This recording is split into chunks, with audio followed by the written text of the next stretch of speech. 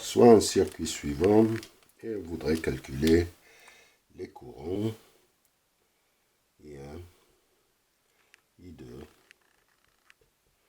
I3, la puissance absorbée par cette charge et la puissance fournie par la source. Et on va essayer de tracer le diagramme vectoriel des courants et des tensions. Je cherche une règle et j'arrive pas à la trouver. Il y en a une règle, il me faut un rapporteur pour pouvoir tracer. Ah voilà, j'ai tout ce qu'il faut. J'ai tout ce qu'il faut. Alors, on va commencer d'abord par calculer x1. C'est L1, la fréquence c'est 50 Hz. Et puis L1 multiplié par oméga, c'est-à-dire c'est 2,54, 10 à la puissance moins 3 multiplié par 2 πf. Ça nous donne 0,8 ohms. Et puis on calcule XC2. XC2 c'est 1 sur C2 oméga. Donc c'est 1 sur 265,26 10 à la puissance moins 6 multiplié par 2 pi par 50, ça nous donne 12 ohms. Et puis on passe au calcul de x L3 ou bien x3, je peux l'appeler x3. C'est L3 multiplié par oméga, donc c'est 50,93 multiplié par 10 à la puissance moins 3, 2 pi f, et ça doit nous donner 16 ohms. Voilà, on a tout calculé. Maintenant, on peut utiliser deux méthodes en fait pour résoudre ce problème. On peut utiliser la méthode des courants de maille. Donc, on choisit deux courants de maille, on choisit I1 et I2 et on écrit les équations de Kirchhoff, c'est-à-dire ici c'est V c'est égal à Z1 plus Z2 multiplié par I1 moins Z2 I2, et puis 0 c'est égal à Z2 plus Z3 I2 moins Z2 I2. Alors là, I1. Et d'ici, on peut calculer I1 et on peut calculer I2 par la méthode des déterminants, c'est-à-dire Z1 plus Z2 moins Z2 et ici moins Z2 et puis Z2 plus Z3, et ici on aura V0, la méthode de Cramer, moins Z2 et Z2 plus Z3. Ça c'est le déterminant, donc j'écris D. Et ici on aura I2, c'est-à-dire c'est Z1 plus Z2 moins Z2, et ici on aura V et 0. Voilà, on peut faire cette méthode, mais on va choisir une autre méthode, c'est-à-dire je vais calculer l'impédance équivalente de ce circuit, puis le courant I1, puis le courant, la tension V2, et d'ici je calcule I2, I3 et les puissances. Alors on commence à calculer la résistance, l'impédance équivalente, c'est Z1 plus Z2 multiplié par Z3 sur Z2 plus Z3. Donc Z1 c'est 0,6 plus J0,8. Alors là on a moins J12 plus moins J12 multiplié par Z3. Z3 c'est 8 plus J16. Et ici on aura 8 plus J16 J12. Donc on aura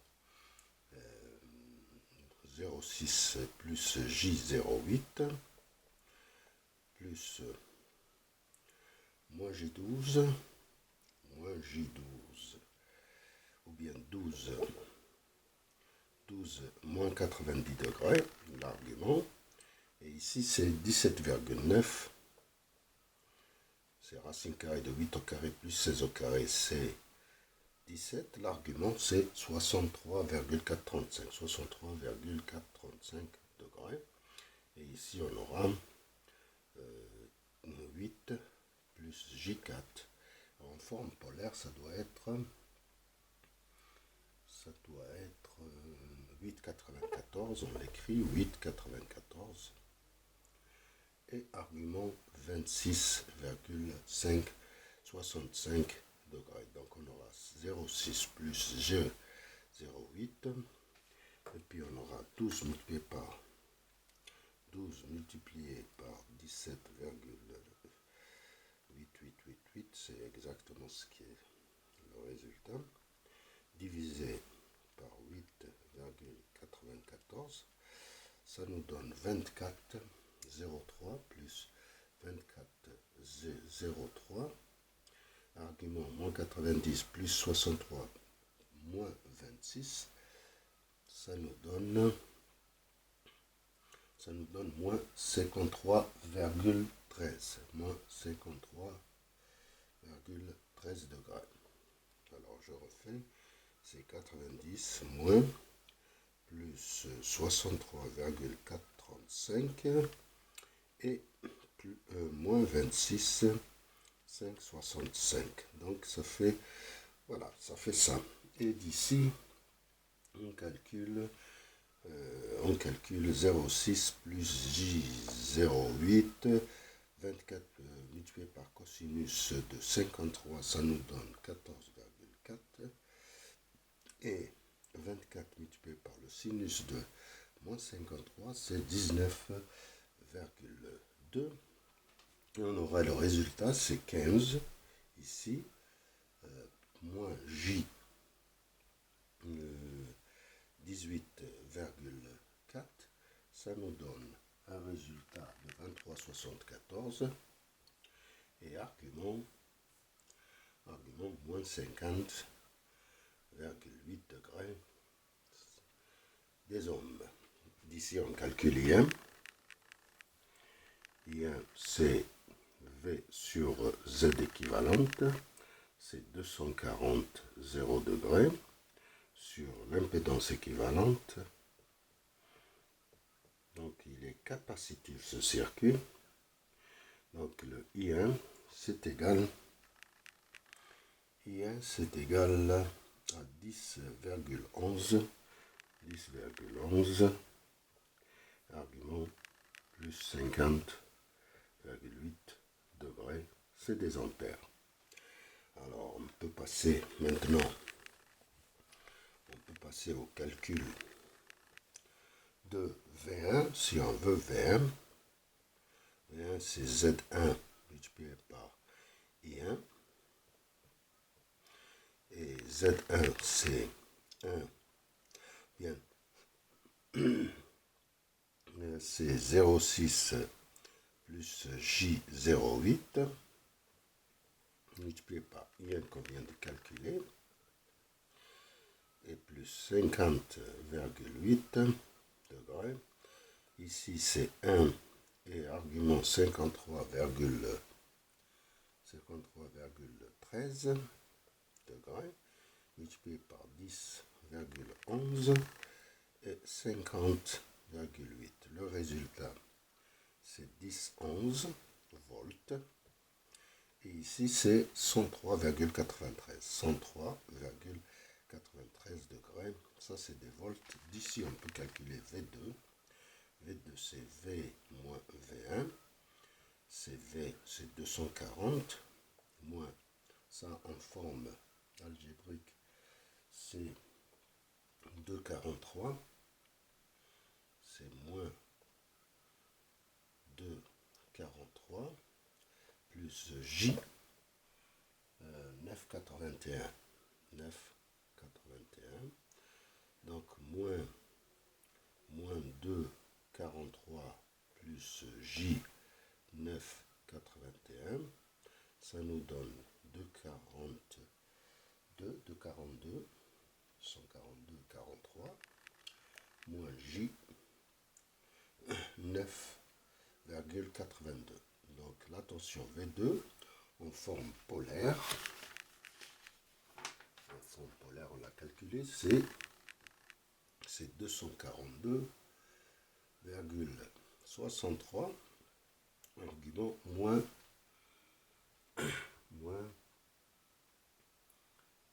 4,32, je vais le calculer, 9,82 divisé par 242,43, arc tangente, c'est 2,32.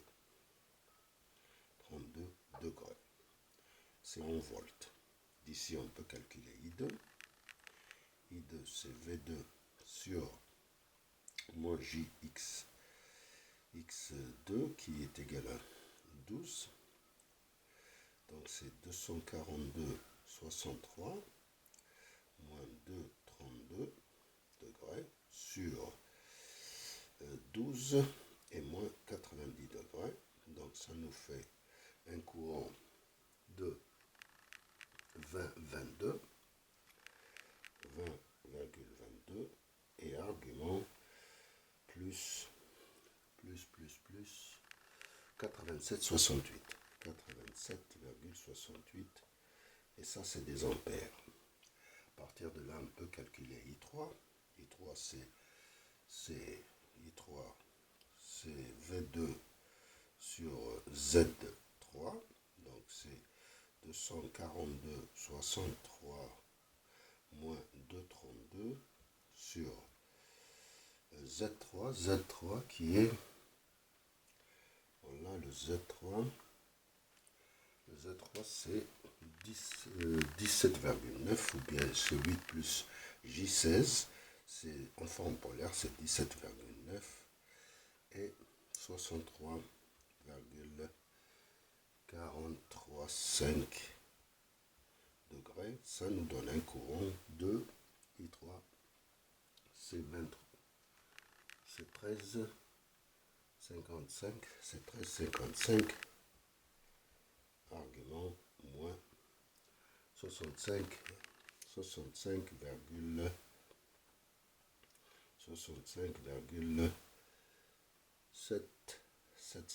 degrés. Ça, c'est des ampères. Alors, je refais le calcul. C'est 242 divisé par 17,9. C'est bien ça, c'est 13,52. On a calculé les courants. Maintenant, on peut calculer la puissance fournie par la source. La puissance fournie par la source, c'est V multiplié par le conjugué de I1. C'est 240 0 degrés multiplié par le conjugué du courant, c'est 10,11 moins 50,8 degrés. Ça nous donne 240 multiplié par 10,11, c'est 2426,4, c'est la puissance apparente, et moins 50,8, donc la puissance active, 50,8 cosinus multiplié par 2426,4, c'est 1533,55 moins 50,8 sinus de 100 multiplié par 2426,4. Voilà, c'est 1880,32. Donc ça c'est P et ça c'est Q. Donc on voit que c'est négatif, la puissance réactive, donc il est capacitive. Maintenant la puissance absorbée, c'est le V2 multiplié par I1 conjugué. Donc V2 c'est 242,63 moins 2,32 multiplié par I 10, 11 moins 50,8 degrés. Donc c'est 242,63 multiplié par 10,11. Donc c'est 2453. Argument moins 2,32 plus 50,8, ça nous fait moins 53,12. Donc il y a une puissance active absorbée, PA, c'est 53,12 cosinus, multiplié par 2453. Ça nous donne une puissance active de 1472,14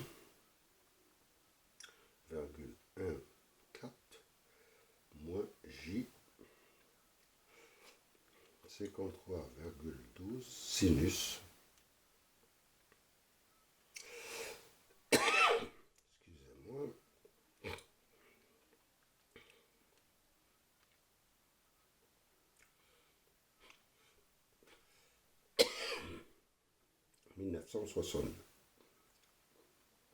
Voilà, virgule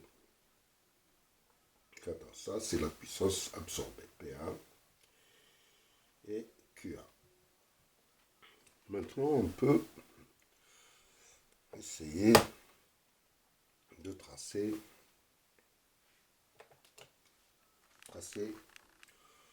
le diagramme vectoriel. Alors, c'est pas précisément 240. Attention, V.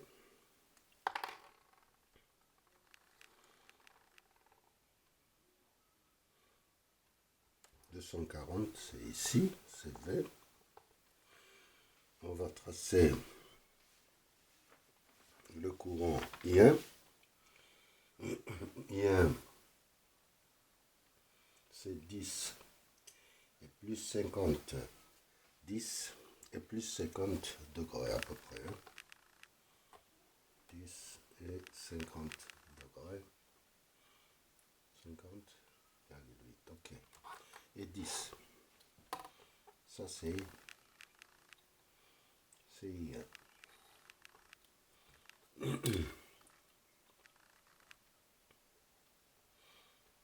On va tracer I2 maintenant. Ou V2 242. V2 c'est 242 et moins de 2 degrés. 242 et moins de 2 degrés. Alors là, c'est 242. Alors, V2 ça doit être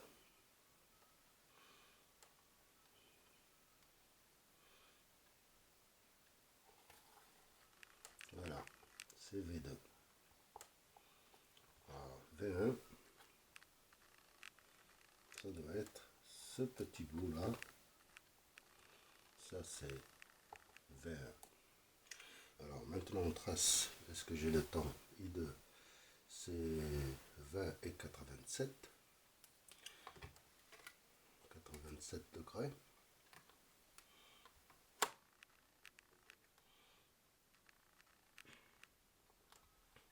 Et c'est 20. Alors, je ne sais pas si je... Ça va. C'est 20 à peu près. Ça c'est I2.